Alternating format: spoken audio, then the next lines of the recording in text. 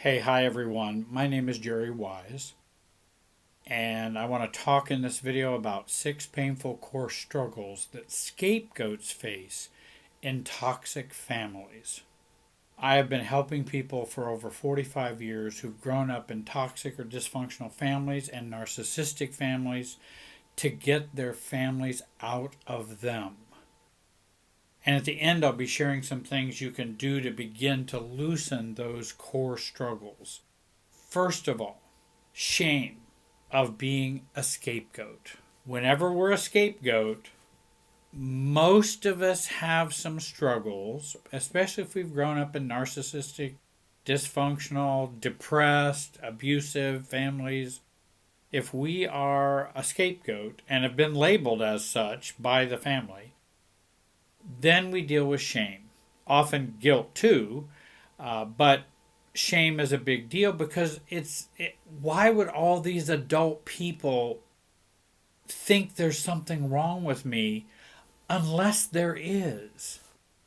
That's, I think, kind of common because you think, well, when there's a number of people who are all thinking the same way, maybe I should kind of reflect on myself. That's a normal human thing to do.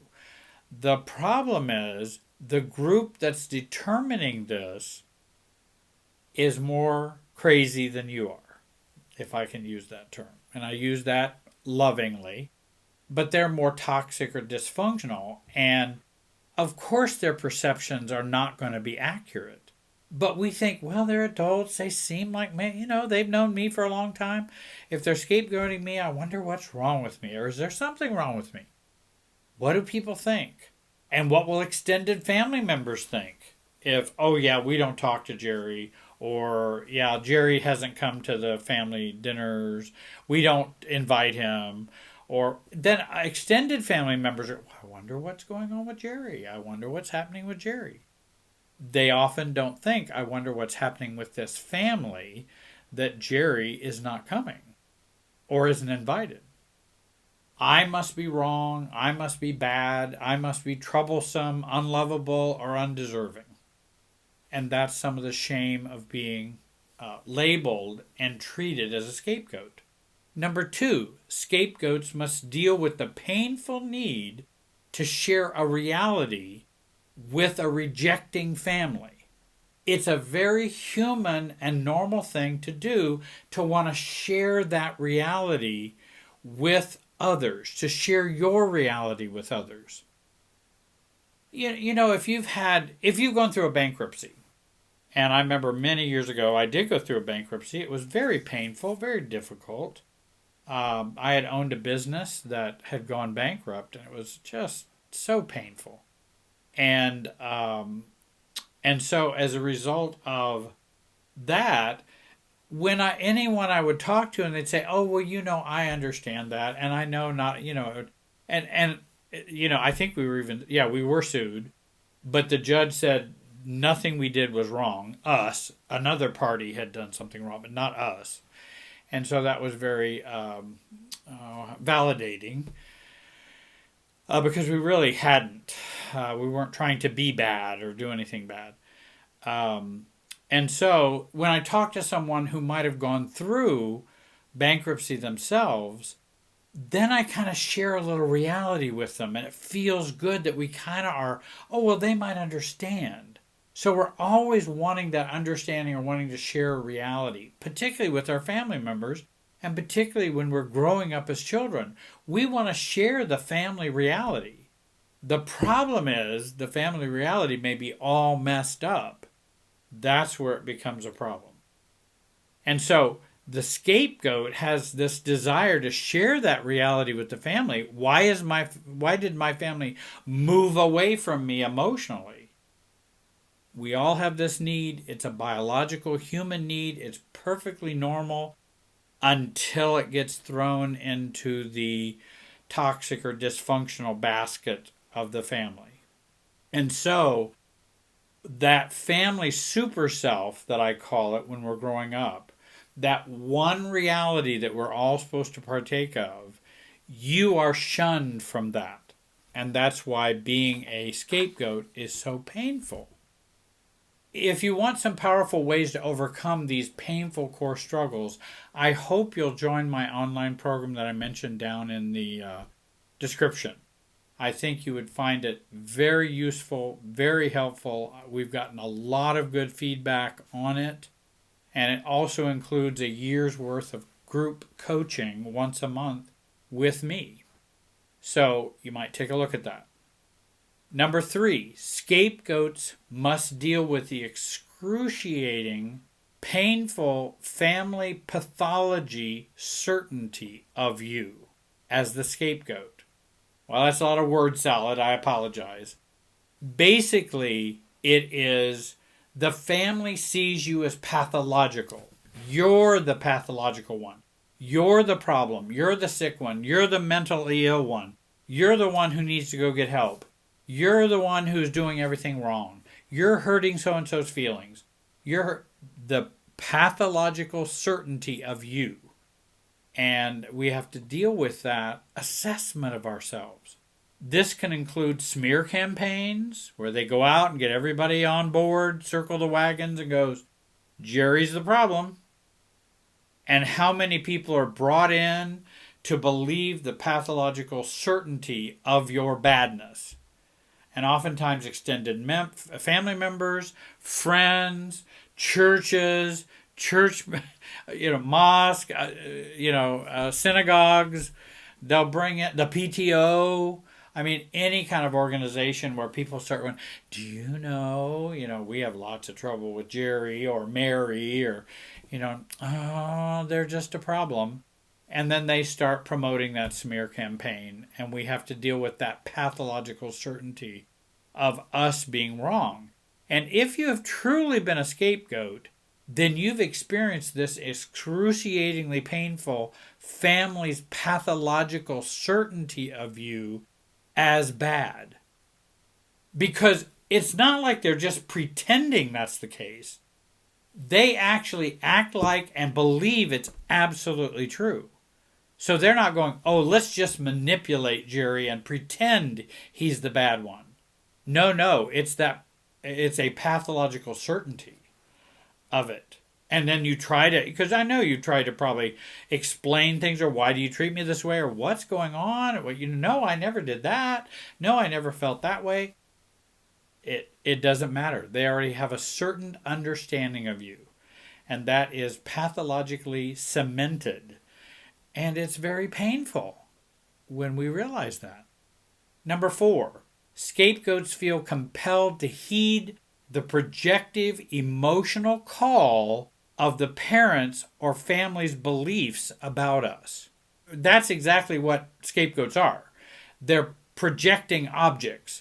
The family projects its pain, its toxicity, its difficulties, its hurts, its wounds onto the scapegoat. It's a projection process, and projection can be maddening. Because, again, they are seeing you through what they are and what they are feeling and already doing. But they're seeing you as it. And so, when that projection occurs, there is a call inside of us that we may feel drawn to that, in that we're stupid, we're unworthy, we're wrong, selfish, confused, unloving, oversensitive, hateful, whatever we have come to be projected to be. And this projection call is like a tractor beam from Star Trek. It pulls us in to be how they see us so we can share a connected reality. And there we go with the connected reality again. That's very important for human beings. And so we get pulled into, well, if I just believe I am wrong or unworthy or confused or selfish or hateful or whatever, if I just kind of doff my hat at that or kind of agree with it to some degree, then I'll be able to join the family in that way. Because we are built to share connected realities. But toxic realities are dysfunctional. Healthy families, it works in a healthy way. dysfunctional families, narcissistic families, abusive, alcoholic, drug addicted, all the dysfunctional families, it works in a way that we're pulled in to share a reality that's very distorted. Number 5, scapegoats fear the psychological collapse of the relationship with the family, with the narcissist, with the toxic parent, with the narcissistic grandparents, with the alcoholic parent, with the abusive parent. What I found with virtually all scapegoats, they have a fear of that psychological collapse of the relationship. I'm not saying they don't want the pain and problem to stop.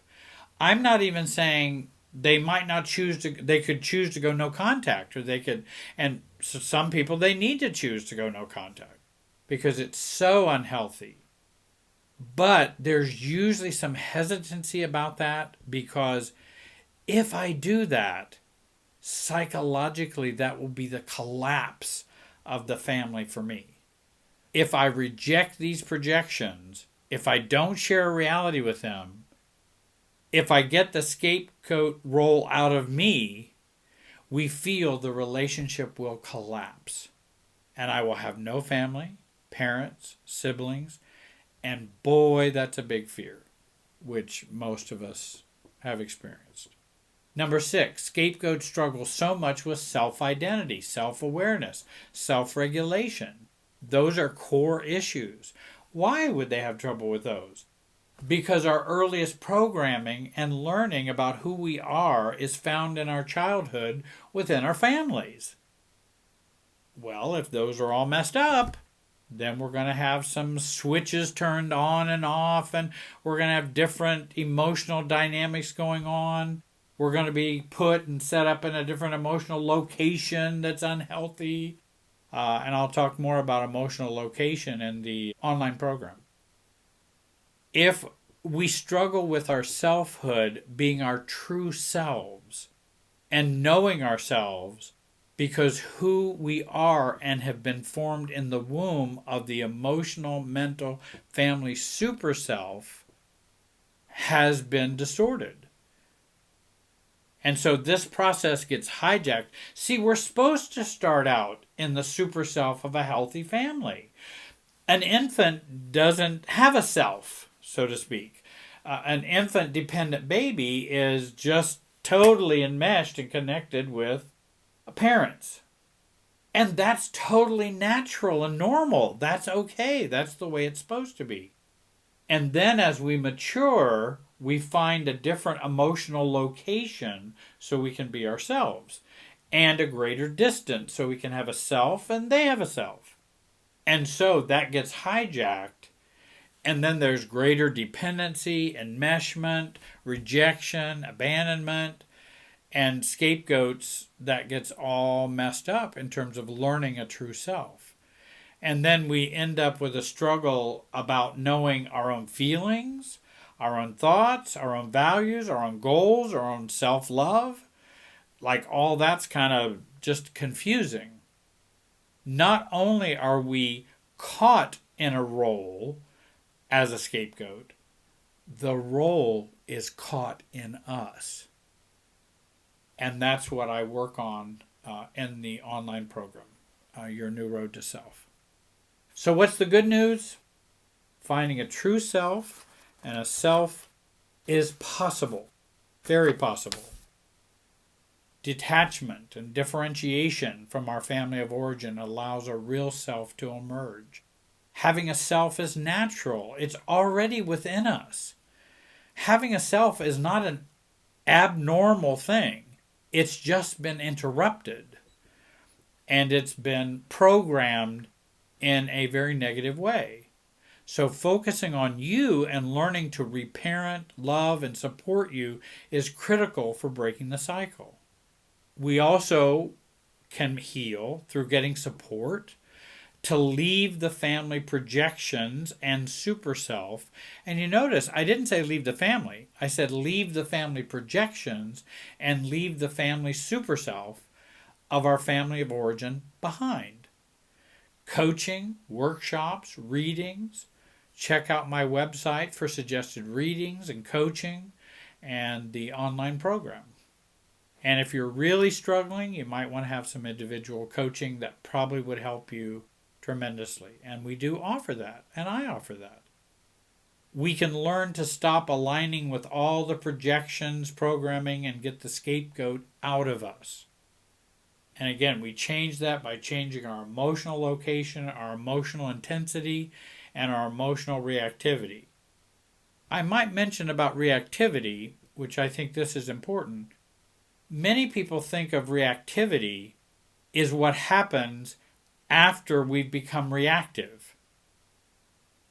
If I start getting upset with you or becoming defensive, defensiveness does show a certain level of reactivity.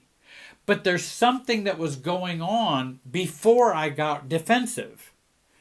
That's the true system's reactivity. So it's not just the defensiveness that indicates reactivity. But we want to work on closing down this early underneath reactivity. One book I might suggest to you is Growing Up as the Scapegoat to Narcissistic Parents by Jay Reid. Jayreid. I think you would find that book helpful. Again, if you want a powerful way to change, check out my online program. Please subscribe. Please comment. Please like this video. They are offered to you free. That will help. Any donations you'd like to make would help make free videos more available to you. I want to thank you for watching. Have a great day and be wise.